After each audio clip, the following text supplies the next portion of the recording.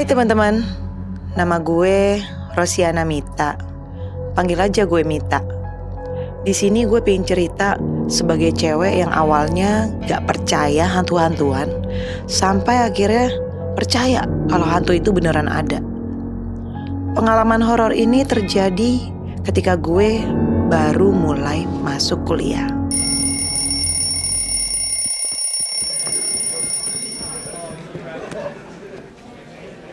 Saat itu kampus gue mengadakan program pengenalan kampus mahasiswa baru atau disingkat PPKMB.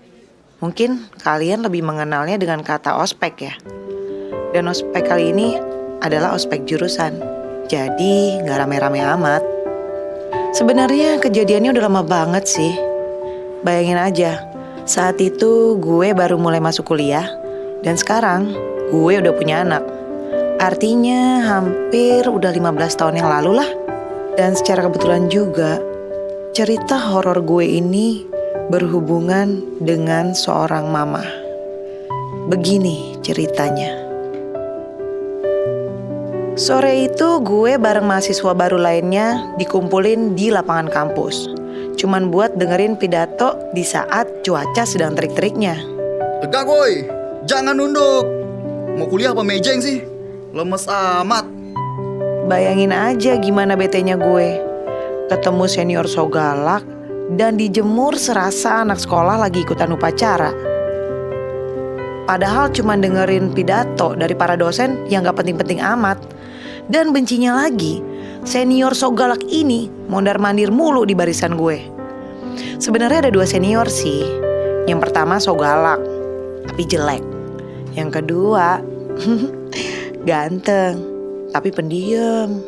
Selamat datang untuk para mahasiswa-mahasiswi baru dan selamat menjalankan program pengenalan kampus mahasiswa baru untuk kalian semua. Kita yang di lapangan dengerin pidato dari dosen, ketua panitia, dan juga beberapa peraturan selama kegiatan ospek ini berlangsung. Pokoknya standar kegiatan ospek jurusan kampus lah. Gak kerasa saat itu udah masuk jam 5 sore. Kita semua dibagi per kelompok, sekitar 4 orang. Di mana setiap kelompok dapat tempat nginap masing-masing. Gue masuk kelompok nomor 3. Dapat tempat nginap sementara di asrama sekolah perawat yang kelihatan banget udah tua dan gak keurus.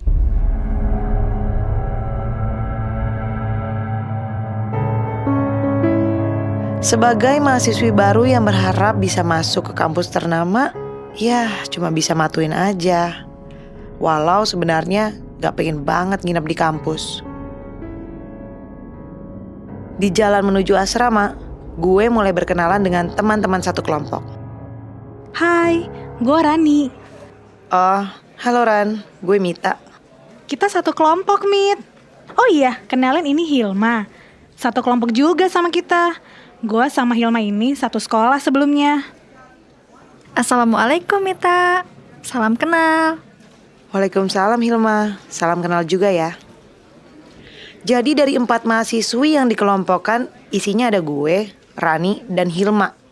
Satu lagi, gue juga gak tahu siapa namanya saat itu. Dari awal, cewek satu ini cuma diem dan memilih berjarak dari antara kita bertiga. Dan ketika kita berempat diajak senior so galak tapi jelek itu untuk masuk ke asrama, bawaan gue udah curiga sama nih asrama. Masa iya sih asrama sebesar ini gak kepake? Kelihatan banget kalau tembok dari asrama ini sudah kusam dan lembab. Bahkan di setiap sudut bangunan cukup banyak jaring laba-laba. Aromanya seperti kain basah yang gak pernah kena sinar matahari. Apek. Bahkan suasana di dalam terasa hangat. Gue yakin nih, suasana hangat ini berasal dari ruangan yang udah lama banget gak kelewat sama angin. Sering banget lantai kayu yang kita injek bunyi.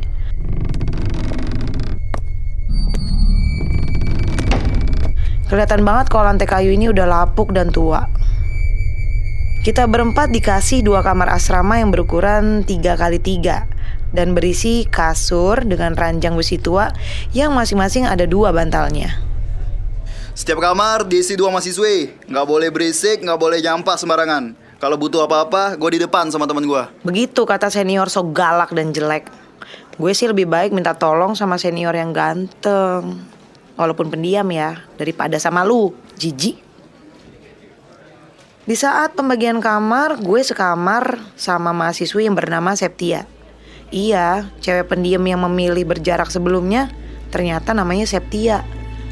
Gue juga tahu tuh nama saat senior so galak lagi absen kita satu-satu sebelum masuk kamar. Bahkan di dalam kamar, gue lihat Septia ini cewek yang misterius dan gak banyak bicara. Kerjaannya cuman tidur dan diem doang. Itu yang buat kamar gue sering garing.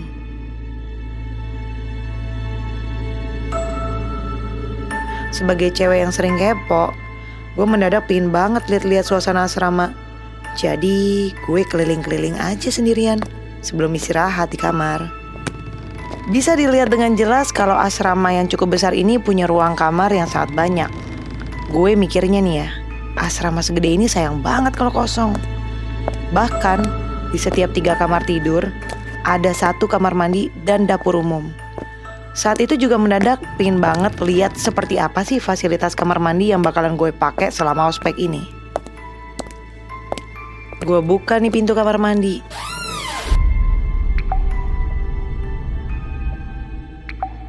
Yang gue lihat di sana, ember, gayung, keran air, sama toilet jongkok. Gue yakin toilet cuma dibersihin seadanya oleh para panitia. Tapi gak apa-apa sih, daripada gak sama sekali kan.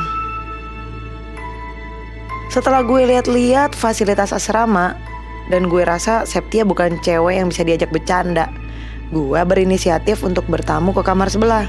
Kamar yang diisi oleh Rani dan Hilma.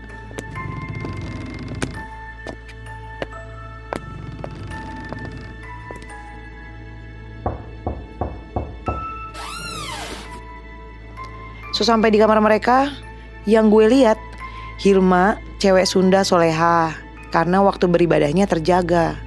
Sedangkan Rani sepertinya sama kayak gue. Ya cewek biasa-biasa aja, walau gaya pakaiannya Rani cukup menggoda. Sebenarnya gue pinginnya teman sekamar gue yang jadi teman pertama gue di kuliah. Tapi ya udahlah, sepertinya Rani dan Hilma tuh yang bakalan jadi teman dekat gue di awal masuk kuliah ini. Teman kamar lu di mana, Mita? Oh, Septia. Ada di kamar, lagi istirahat kayaknya. Oh, namanya Septia. Bareng mereka, omongan gue lebih masuk dibandingin bareng Septia. Walau sebenarnya masih ada perasaan canggung. Namanya juga baru kenal. Tapi ya, kalau dibandingin bareng Septia yang cuma diem doang di kamar, mereka berdua jauh lebih asik. Tapi jujur nih, dari awal masuk asrama, gue bawaannya curiga mulu. Masa iya asrama besar gini gak kepake? Berarti ada apa-apanya kan? Entah karena gue yang bawaannya curiga atau emang gitu adanya. Di asrama ini hawanya tuh dingin mulu. Dan kadang kerasa banget kayak ada yang ngikutin gitu.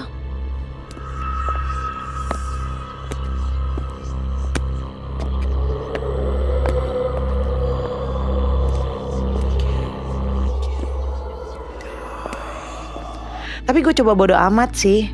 Karena di waktu itu gue paling gak percaya sama hal-hal seperti itu. Lagian gue lihat Hilma sama Rani baik-baik aja. Bahkan di saat gue coba tanya mereka percaya hantu apa enggak, mereka kompak jawabannya. Kalian percaya gitu-gituan gak? Hah? Gitu-gituan? Duh, Mit, Hilma gak bakalan paham deh kayaknya. Bukan itu maksud gue. Yang gue maksud hantu.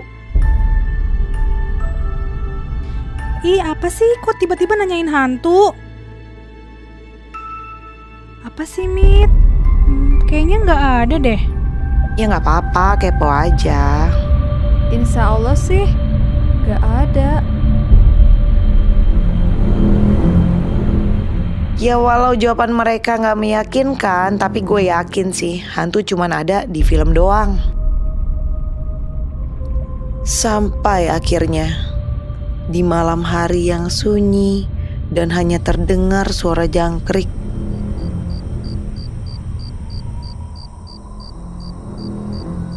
ditemani hawa dingin.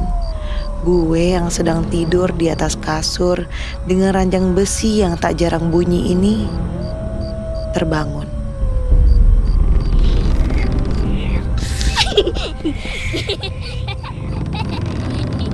Gue kebangun karena merasa ada orang yang lagi lari-lari di depan kamar gue. Kalian ingat kan penjelasan gue tentang lantai kayu tua di awal? Suara kayu yang terinjak oleh kaki lagi lari-lari itu ganggu banget buat gue yang lagi tidur. Gue gak begitu yakin sih itu beneran suara kaki atau bukan. Gue sempat mikir kalau itu cuma para senior yang coba ganggu di masa istirahat. Ya namanya juga ospek kan, pasti banyak jahilnya. Sampai akhirnya gue memilih untuk melanjutkan tidur gue.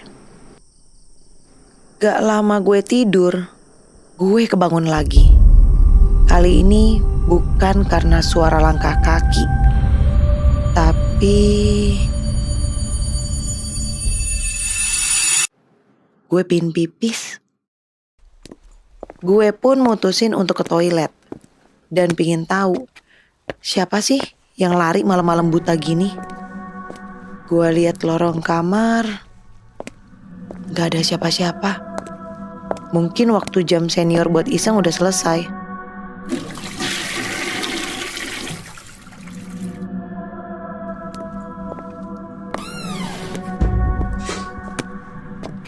Selesai dari kamar mandi, gue jalan seperti biasa aja, kembali ke kamar. Tapi anehnya, gue denger musik anak-anak.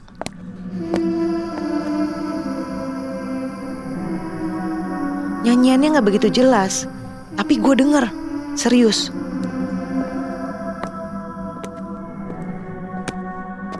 Gue yang kepoan awalnya pengen balik ke kamar, malah balik lagi ke kamar mandi. Buat mastiin aja, dari mana ya tuh nyanyian.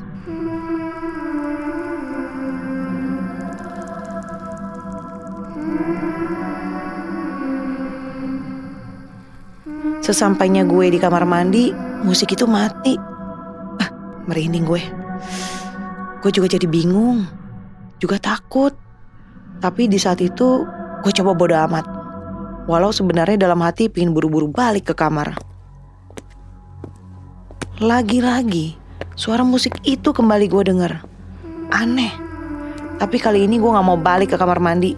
Gue milih untuk melipir ke kamar dan lanjutin tidur gue.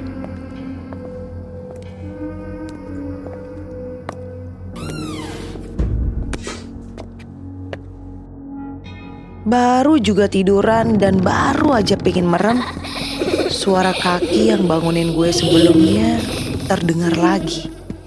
Bahkan semakin mendekat. Gak jarang juga gue denger suara cekikikan anak perempuan. Ini apaan sih? Di saat itu gue mulai curiga. Ini kayaknya ada sesuatu deh. Gue pengen ajak Septia untuk ngecek keluar, tapi dia udah tidur. Gue mau cek sendirian, tapi gue juga takut. Gue labil banget waktu itu mau cek keluar apa enggak. Sampai akhirnya gue coba berpikir positif aja. Mungkin tadi itu suara Hilma dan Rani yang lagi bercanda di sebelah. Jadi gue putuskan untuk mencoba tidur lagi dan tidak menghiraukan suara itu. Tapi lagi-lagi semakin gue coba untuk tidak menghiraukan suara tersebut, semakin jelas suaranya. Gue lihat di jam handphone gue, udah jam 3 pagi. Masa iya Hilma sama Rani bercanda sampai sepagi ini? Akhirnya gue putuskan, gue akan cek sambil tiduran. Iya, gue cek sambil tiduran. Gue perhatiin tuh dengan jelas, sela-sela bawah pintu. Kaki siapa sih lari-lari jam 3 pagi depan kamar gue? Gue lihat bener-bener kaki siapa yang lewat. Dan kakinya terlihat seperti kaki perempuan remaja, seumur anak SMP lah. Gue lihat Dia larinya cuma dari kanan ke kiri, berulang-ulang gitu terus, dan gak pernah balik ke arah sebaliknya.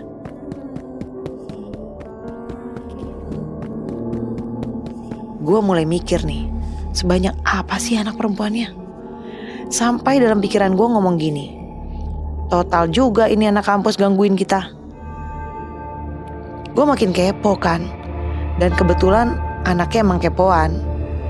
Gue pun mencoba mendekati, mencoba untuk melihat lebih jelas, mengintip dari sela-sela pintu tersebut. Dan di saat gue coba mengintip dengan jelas, secara tiba-tiba